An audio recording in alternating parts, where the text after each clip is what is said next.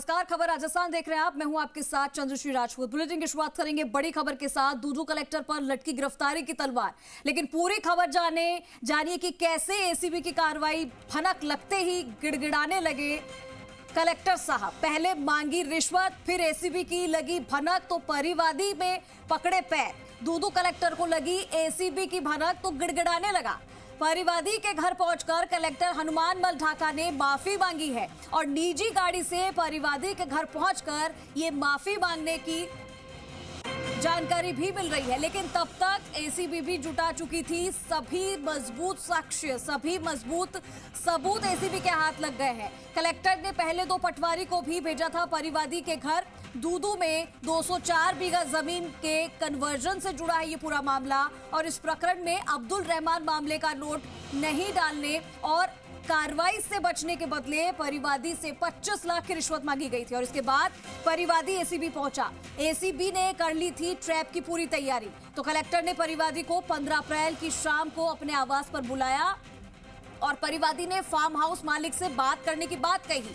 तो अगले ही दिन फिर बुलाया, कलेक्टर से दोबारा मिला तो मामला 15 लाख में तय हो गया और 18 अप्रैल को परिवादी दूदू कलेक्टर कार्यालय गया। वहां परिवादी ने पटवारी हंसराज को कहा कि साहब को कह दो कि अभी 7.5 लाख रुपए 22 तक दे पाऊंगा। पटवारी कलेक्टर चैम्बर में गया और वापस आकर बोला ठीक है। तो ये पूरा मामला भ्रष्टाचार का और ये आरोप भी यहाँ लगा है और इसमें कई तरह की जानकारी भी सामने आ रही है। एसीबी की टीम लगातार कार्रवाई कर रही है। रिश्वत मांगने का ये मामला, लेकिन जानकारी ये भी कि कार्रवाई की भनक लगते ही कलेक्टर साहब तो गिड़गिड़ाने लगे और पहुंच गए एसीबी के पास और पकड़ लिए पैर। तो ये जानकारी भी मिल रही है और तस्वीरों के माध्यम से भी आप देखिए कि किस तरीके से जांच पड़ताल जहां की जा रही है।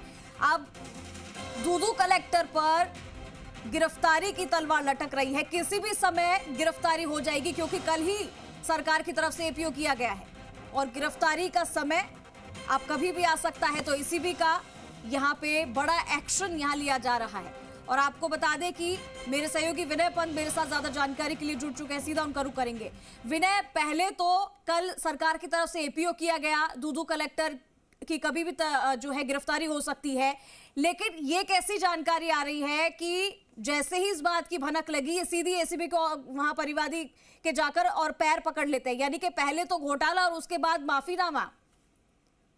जी बिल्कुल, वाकई देखिए जो सोर्स है उनसे ये जानकारी आई है कि जो दूदू जिला कलेक्टर जिनको कल देर शाम एपीओ किया गया है हनुमानमल ढाका, उनको जब इस बात की भनक लगी कि जो परिवादी है जिससे उन्होंने 15 लाख रुपए में लैंड कन्वर्जन के प्रकरण को लेकर डील की है, उसने एसीबी में शिकायत की है और एसीबी कभी भी उनको गिरफ्तार करने आ सकती है, ट्रैप करने आ सकती है। तो उन्होंने पहले दो पटवारियों को परिवादी के घर भेजा। परिवादी न केवल पटवारी के घर गए बल्कि उसके पांव पकड़ के गिड़गिड़ाए कि हमारी या जिला कलेक्टर की किसी तरह की कोई शिकायत एसीबी में ना करे और अगर शिकायत करिए तो फिर वापस ले ले। लेकिन जब बात नहीं बनी तो उसके बाद खुद निजी गाड़ी से जो दूदू के जिला कलेक्टर हैं हनुमानमल ढाका, वो परिवादी के घर पहुंचे। उन्होंने भी परिवादी के सामने गुहार लगाई, गिड़गिड़ाए। लेकिन तब तक जो एसीबी है वो तमाम साक्ष्य जुटा चुकी थी दूदू जिला कलेक्टर हनुमानमल ढाका के खिलाफ और इसके साथ ही जो पटवारी है उनके खिलाफ। और उसके बाद एसीबी ट्रैप की कार्रवाई को अंजाम देती, लेकिन क्योंकि विनय मजबूत साक्ष्य की बात की जा रही है यहाँ पर, जैसा कि आप भी जानकारी दे रहे हैं, तो ऐसा ही देखने को आया अब तक की जो हमें पता है कि यही कि जब भी ऐसी टीम्स कार्रवाई करती है, सबूत जुटाती है, दस्तावेज जुटाती है, तो उसका खुलासा पहले नहीं करती है, अपने पत्ते पहले नहीं दिखाती। लेकिन यहाँ पर इन्होंने पहले ही कह दिया कि मजबूत साक्ष्य, मजबूत सबूत मिले हैं। तो क्या उनके पास ऐसे पुख्ता सबूत है कि गिरफ्तारी भी हो सकती है? जी बिल्कुल, देखिए एसीबी जब भी कोई कार्रवाई करती है तो पहले उसका सत्यापन किया जाता है। सत्यापन के बाद ही ट्रैप की कार्रवाई की जाती है या फिर उस मामले में एफआईआर दर्ज की जाती है। और यहाँ पे भी जो फोन पे जो लगातार बातचीत हो रही थी, फोन की जो बातचीत है उसमें ही 25 लाख रुपए की जिस तरह की पहले डिमांड की गई, बाद में जो सौदा है वो 15 लाख में तय हुआ। ये तमाम जो चीजें हैं वो एसीबी के पास रिकॉर्ड में है और उस रिकॉर्ड के आधार पर ही यहाँ पे जो दूदू जिला कलेक्टर है और जो हल्का पटवारी उनके खिलाफ जो पीसी एक्ट है उसके तहत एसीबी ने एफआईआर दर्ज की है।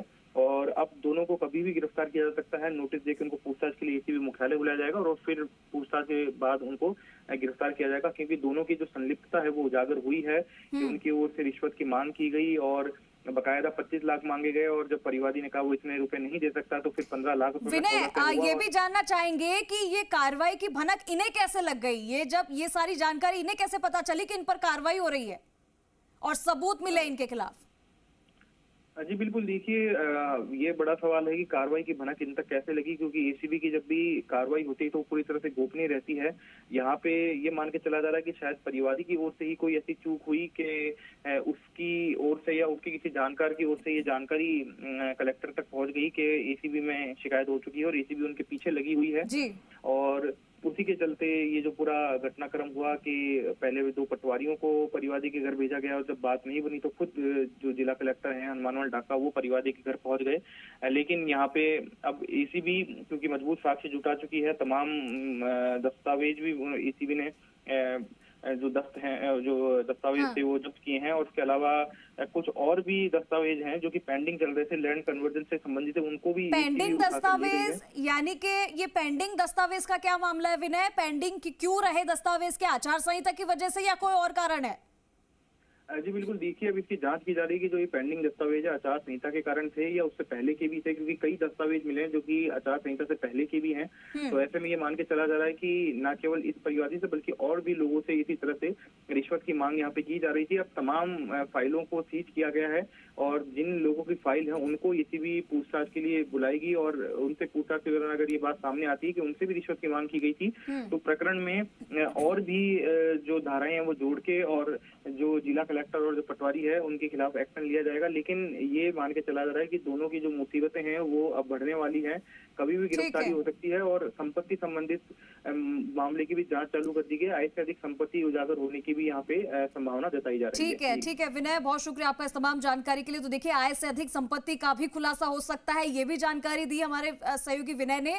और ये भी जानकारी आपको दे दे कि एसीबी लगातार ताबड़तोड़ कार्रवाई कर रही है। हालांकि ये खुद परिवादी के पास पहुंचे और पैर पकड़े कि कार्रवाई ना हो, लेकिन ऐसा नहीं हो सका और इनके सभी कामों पर पानी फिर गया। लेकिन यहाँ पर कभी भी अब गिरफ्तारी हो सकती है और जो साक्ष्य मिले हैं, जो सबूत मिले हैं वो इतने पुख्ता मिले हैं जो कि पहले ही हमने बता दिया कि एसीबी की कार्रवाई के दौरान ऐसे सबूत मिले हैं कि इनकी गिरफ्तारी किसी भी वक्त हो सकती है।